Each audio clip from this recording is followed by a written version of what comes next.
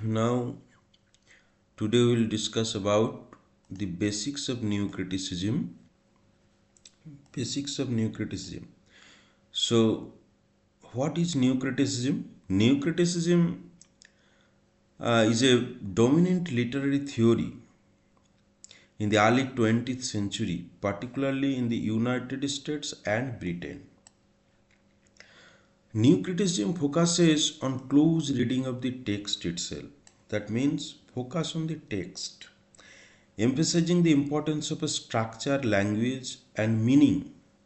These are the three elements of the text that a new criticism focuses on within a literary work. New criticism actually excludes external factors such as the author's biography, historical context, reader's response. So, just focusing on the text, it is the basic concept or essence of a new criticism. So, what are the key features of new criticism? Close reading, close reading of text, in-depth analysis, detailed analysis of the text, paying careful attention to the interplay of. So, interplay means functions of language, imagery, symbol, structure. These are the factors which contribute to the meaning of a text. Textual autonomy, that means text is independent. A literary work, any text is self-contained and it should be analyzed independently. We should not take into consideration author's intentions or any historical background or historical events, cultural influences. These should be avoided while considering a text. Focus on the form and content. Just form of the text and content of the text is the main things for focusing. It explores how these elements work together to create meaning, form and content. So these two are very important elements in new criticism. The heresy of paraphrase, you know that uh, there is an essay with this title by Clint Brooks. So heresy of paraphrase, it indicates that new criticism believes that a poem or a literary work cannot be paraphrased or summarized. So when we read something by making it a summary or by paraphrasing it, that actually does not bring the real meaning, the essence of the text. Because while we do paraphrase or summary, the essence of the text is lost. The meaning lies in text, language, and structure. So, heresy of paraphrase means new criticisms believe that a text cannot be summarized or cannot be paraphrased. So, intentional affective fallacies, two important features. So, these are the major fallacies. What is intentional fallacy? Intentional fallacy is mistake of using author's intentions to interpret the work. If we think that the author's intention is such and such, so the text in such and such, this meaning is derived from author's this intention. So we should not connect any intention or any idea of author with the text. So affective fallacy means when we judge a text, we should not be emotional. Its emotional effect on the reader. The reader should not judge a text with emotional aspect of his character, because emotional effect actually uh, divert the meaning diverts the meaning of the text. So you should not be affected by anything, by any emotionality. So key figures. So these are the features of features of new criticism. Now we are coming to the main figures. John Crow Ransom. Who are the main critics of new criticism, John Crow Ransom, very popular, and his book The New Criticism, it was published in 1941. I. Richards, another famous new critic, I. Richards introduced principles of close reading and practical criticism. Clint Brooks, he has written this book, The Well-Wrought Urn. Well-Wrought Urn. Uh, in this book, we get the article or essay, The Heresy of Paraphrase, and another book, Modern Poetry and the Tradition. He emphasizes the importance of the text unity. Another critic is T.S. Eliot. T.S. Eliot, in his Tradition and the Individual Talent, it is his famous essay. He had significantly influenced the movement's focus on the text structure and objectivity. He has also focused on it. Criticism of new criticism. That what are the lacunas? What are the faults of new criticism? Why do we criticize? Why do we criticize them? Because they ignore historical, cultural, social context that shape a text. Because a text is shaped always, as we do believe, that historical perspective, cultural perspective, or any social perspective, but these aspects are neglected or rejected in new criticism. This should not be done. Marginalizing the role of the reader's interpretation. So, reader's interpretation is also marginalized because readers should not be emotional while judging a text, as we know that one of the features of new criticism, overemphasizing form at the expense of content. So, form, we know that form means its structure, symbol, image, etc. What are the outside aspects or the outward aspects of the content? So, new criticism puts importance on the form of the text and rather than the content.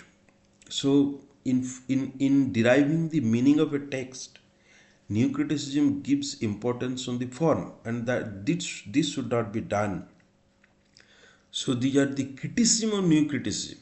So these are the faults of new criticism. Legacy of new criticism. Legacy means despite its limits, new criticism profoundly shaped modern literary criticism by establishing a systematic and rigorous approach to analyzing text. So its principles continue to influence literary studies.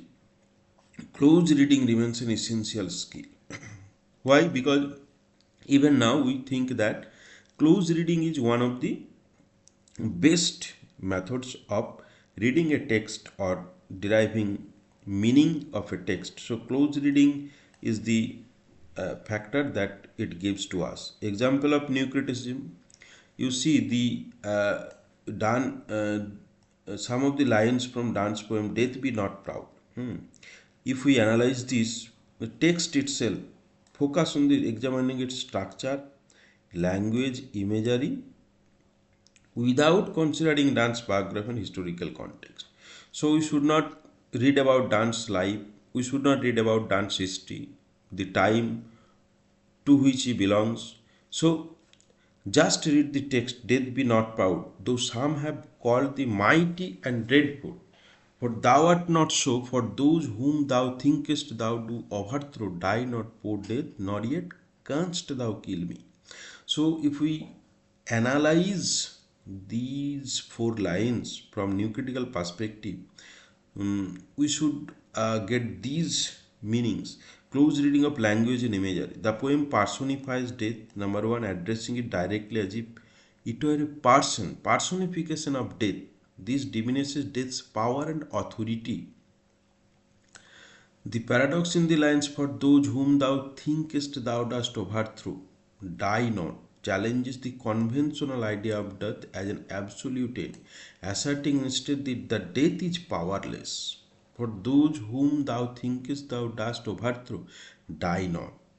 What? So the paradox in this line, the paradox gives us the meaning that death is powerful, but here death is powerless because death thinks that death kills everyone, death ends everything. But here we see that what death thinks is not true. So death is here powerless. Focus on structure and form. The poem is a sonnet, a form traditionally associated with love or philosophical reflection. Dan's choice to use this form for addressing death adds an ironic contrast. So Dan's choice to use this form addressing death adds an ironic contrast because the poem's theme of undermining death's authority. So sonnet form is appropriate for this idea, that is undermining death's authority. Death is less powerful, what Donne tries to say. The rhyming couplets at the end of the provide a sense of resolution. So rhyming couplets at the end provides a sense of resolution and triumph over death, creating unity in the text.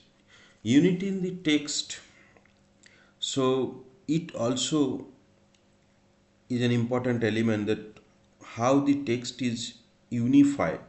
The poem's argument progresses logically. It starts by belittling death's pride, challenges its power through paradox, and ends by declaring victory over death.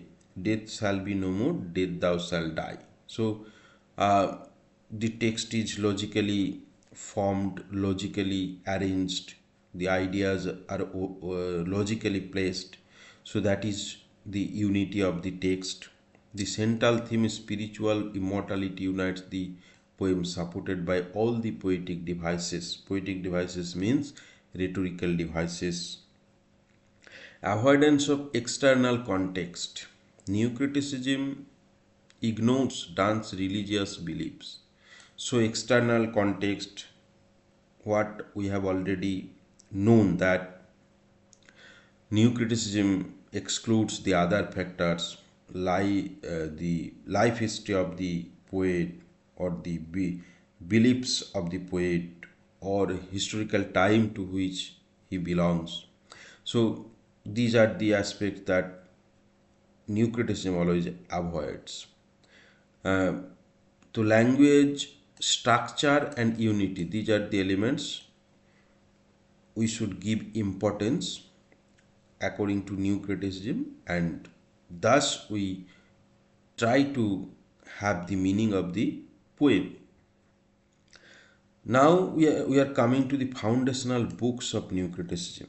You know that it is the main book, the new criticism. That book itself is called the New Criticism by John Crowe Ransom. It was published in 1940. It is also important for UGC NET exam.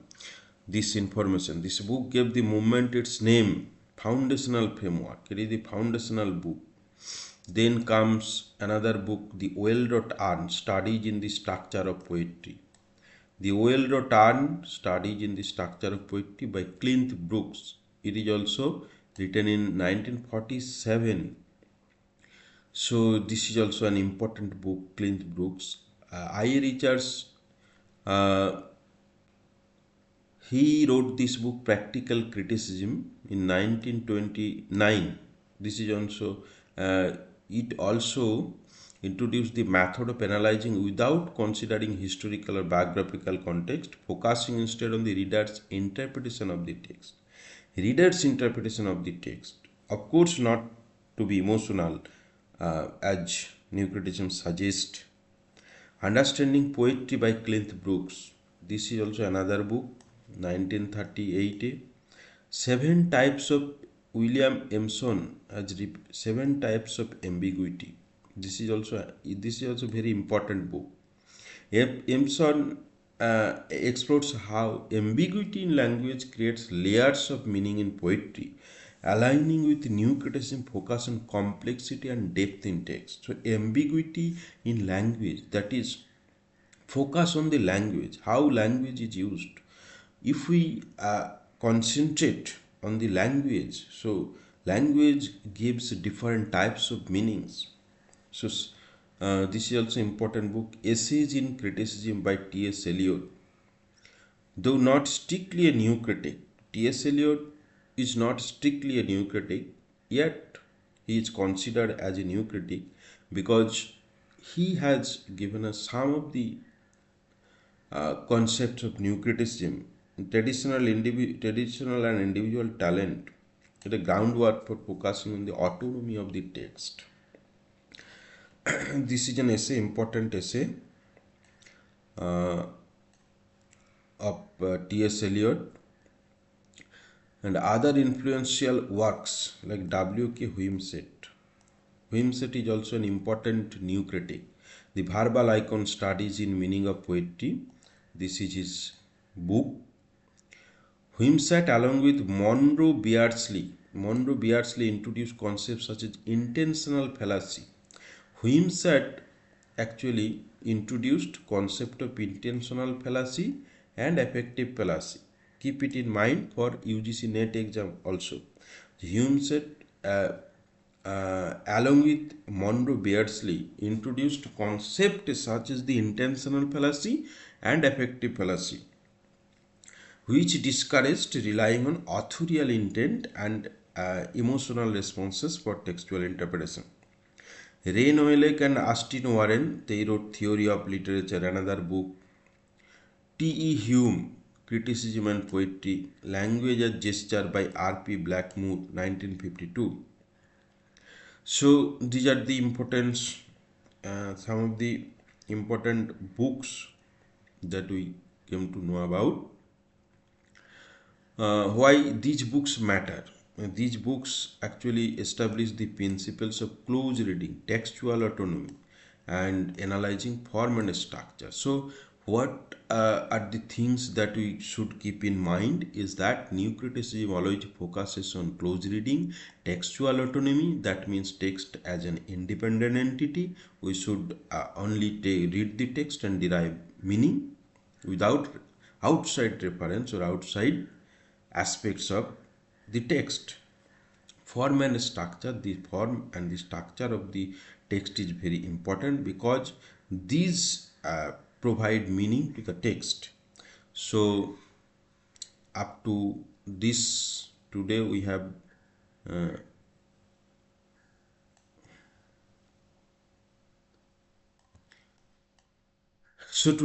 learned what are the basic things, what are the basic concept of new criticism, and who are the basic critics of new criticism, what are the foundational books of new criticism. So